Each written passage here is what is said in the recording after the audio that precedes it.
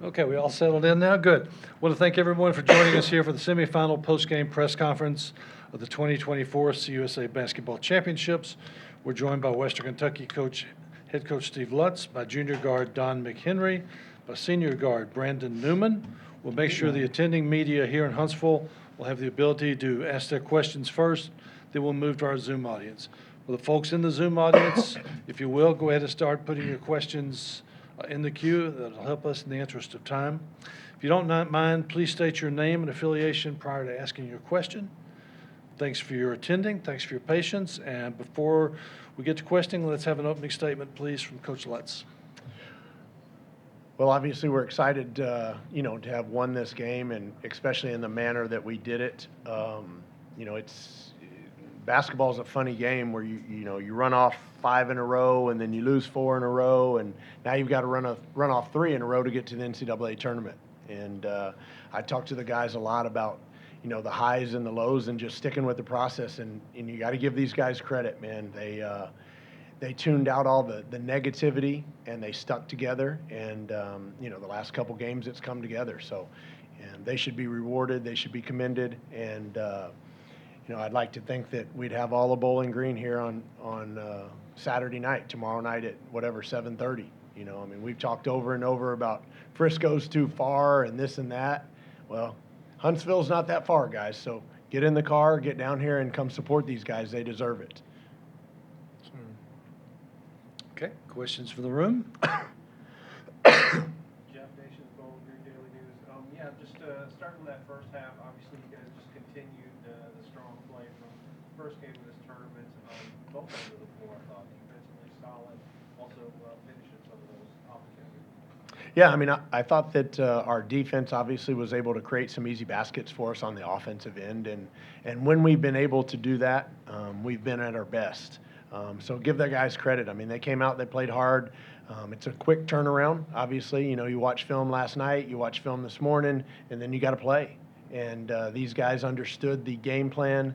They knew personnel, and then they executed it when they needed to. So I thought it was a good effort all around. We got a lot of contributions off the bench, and I think if we can do that again tomorrow, it's going to be a hell of a game.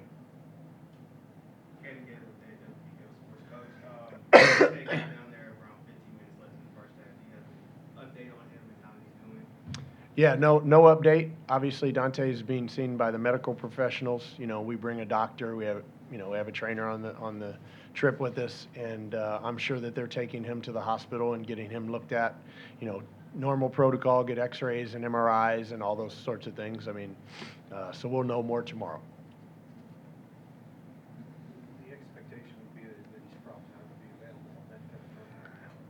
I didn't realize you were reading minds these days, Jeff. Why? I don't know. I literally, guys, I don't have an answer for you. I really don't know. I swear. If I knew, I would tell you. I don't know. His knee. Yes, it's definitely his knee. Yep. And to be very honest, when things like that happen during the game, I usually don't go to the trainer and ask specifics. I don't know that it's going to change the outcome of the game tonight, so I kind of try to focus on the task at hand. With the guys you had out there, I thought really a lot of the best versions of these guys at times, especially offensively. Just great nights for Don and Brandon, but at times Baba was really solid for the offensively. Just a lot of guys playing at a high level right now. Well, that's what you want, and we talked about this throughout the course of the season. You want to be playing your best basketball in March, right? You want to be playing meaningful basketball. You want to be playing for conference championships, which we fell short on, and then you want to be playing for conference tournament championships. I think it's been the last time we were in the league tournament championship game was 2021, and the last time we won it was 13. So, for these guys to come together in a short period of time and put themselves in a position to win and go to the NCAA tournament, that's a heck of a deal. They should be commended, and they've worked really, really hard, and a lot of them had to put, some individual goals probably to the side for the better of the team, and they've done that. It's harder and harder to find in today's society, especially with some of the transferring going back and forth. So, man, I tip my hat to these guys, but I also know that UTEP, they're not going to award us conference tournament trophy. Like, they're going to fight us for 40 minutes on Saturday night, and so we've got to be ready for that. Coach, Calvin White, MTSU sidelines. You guys were able to force Midland to 18 turnovers, and a lot of those turnovers helps you get downhill and get into your offense. How do you think the defense really helped you tonight? Well, I mean, it was a huge key. I mean, I thought that it got us going early. Anytime you can get more possessions than the other team and you can get some easy transition baskets, whether they're layups, dunks, or threes, it's going to help your offense. And it gives these guys confidence. And then, now they've seen that ball go through the basket a couple times, and now they step into a wide open three, and the basket's just a little bit bigger. So I thought, and we've talked over and over, as we did not play well towards the end of the season, largely it was because of our defense. And so our defense has been better the last 2 games, and thus it's put us in a position to play for a tournament championship and go to the NCAA tournament. You guys were able to sag off Jacob Johnson a little bit and maybe help out a little bit more on Jared Jones, make it harder for MTSU to get some open looks on the arc. In today's game of basketball where spacing is so important, how much easier does it make to play defense when you can sag off a guy like that? Well, I mean, it obviously it shortens the floor, right? And so it allows us when Coleman Jones is setting ball screens and rolling to the rim, it allows you to have somebody bumping or tagging, and then you allow somebody just to sit there at the rim. We obviously did not do that in game 1 or game 2, so you have to give my staff credit for coming up with that idea, and then you give these guys credit for executing that.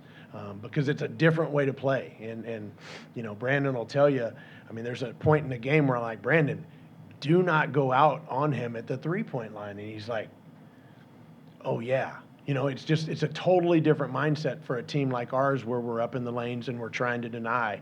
And those denials and getting in the passing lanes, those were things that were good to us with the other 3 to 4 players. It's tough. It's tough to do, but give these guys credit. They executed the game plan. Don, big night offensively for you. This came after maybe a little slight dip in your scoring over the last couple of games. I don't know if that even you'd ever thought or had thought about that or if it affected you, but how big was it to get that first one to go after missing a couple tonight? It felt good. Just I stayed with my same confidence and stuff. I just knew things was gonna open up eventually and start falling. So I just stayed with it, and yeah, it felt good to play better than what I have been playing. Brandon, man, this team defense, these past 2 games has been on the level, especially with I think Jack played a really good defensive game as well today. Kind of talk about this team's mentality coming into this tournament, defensive wise, knowing past few games before this, that might have been the last one coming into this. Let's talk about it all today. I mean, playing for a coach like Coach Lutz and staff, that's our identity. Being aggressive on the defensive end and generating it into offense, and that's been our MO all year. Obviously, we had the little span of games where we got away from it, but since we've been here in Huntsville, that's how we've been playing, and that's how we've been able to see some success. Is playing that way on the defensive end. So up against UTEP tomorrow, a team that most people probably didn't pick to be here. What have you seen from them? What do you remember facing them this season that you can look for? I mean, since I've been here, I've just been focused on WKU. To be honest, I'm pretty sure. Did we split with them? We split with them, yeah. So we split with them. Another team we're facing for a 3rd time. We're just excited. We're excited to be in this position, and we really don't care who we play against. The game still got to get played. We still got to come out there and play, and give it our all. So. You guys did a particularly good job on the 3-point line defending tonight. Anybody particular with Curry in this game for you? Say that one more time. Anybody in particular with Curry in this game? Well, they had a bunch of Currys, right? And that's always difficult when you have 3 guys on the floor, 4 guys on the floor that can shoot the basketball. But I thought that our big guys especially did a much better job on Coleman Johnson and not allowing him to get open looks. You know, at our place, we did a good job on him. At his place, you know, he hit a couple. Now, with that being said, Chris Luke came in and hit a couple, and we didn't probably prepare enough for that. But at the end of the day, I mean, for the majority of the season, we were one of the top 30, 40 3-point percentage defensive teams in the country. And kind of like Brandon said, we lost our way a little bit, and hopefully we've gotten that back, and we're back in our groove. Matt McKay, Towel Rack. I was going to ask, Coach, if you had your your platform to call in the troops, so to speak, to encourage Hilltopper Nation to show up tomorrow at 7:30, what would your argument be to talk to that fan that's sitting on their couch thinking about coming down? What the hell else do you got to do? Saturday night. You know, not to be crude, but I mean, guys, this doesn't happen every day, right? I mean, you bring in 8, 9, 10 new players. They play their hearts out for you the entire year. They have some ups and downs. They don't get in trouble. They got a 3.0 GPA on campus. They're good people. They go out in the public. They do community service. Like, what do you want to support if you don't want to support them? You know what I mean? And I don't mean that to be disrespectful. You know, we all came here because we know how well WKU is supported. Well, let's show it.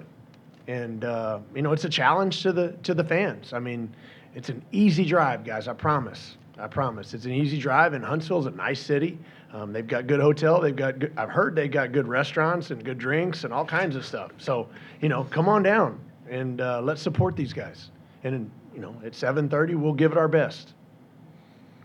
And Coach, there's a Buc-ee's on the way down too, so you can. Okay, I missed that. Brett Condes, Towel Rack. How will we play UTEP differently than we did last time? Oh, I need to probably go watch some more film. I mean, I'm you know, like those guys, you have to focus on each game at hand. I don't get ahead. Obviously, just the normal thing that jumps off the page at you is that they turn you over so much. I mean, they're the #1 team in the country in forcing turnovers, which then turns into fast break points. They're a really good physical and rebounding team. And, you know, you have two choices. It's kind of like walking into a fight. Like, you have a choice to walk in and hit them, or you have a choice to walk in and be hit. And we've obviously got to have the aggressive mentality, because I guarantee that they're going to have an aggressive mentality. Any further questions? We have no questions from our Zoom audience. Coach, guys, Cool. congratulations. Thanks, guys. Yep. Thanks.